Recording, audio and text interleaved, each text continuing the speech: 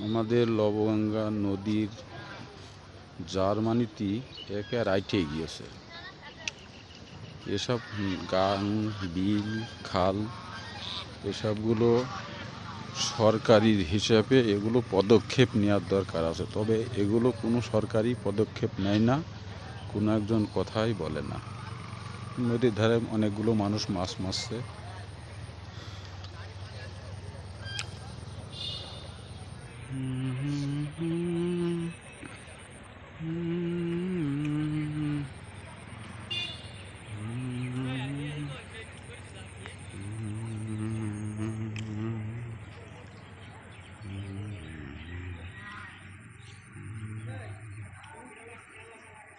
এই যে ব্রিজ লবগঙ্গা নদীর, এই ব্রিজটাও জুত হবে না।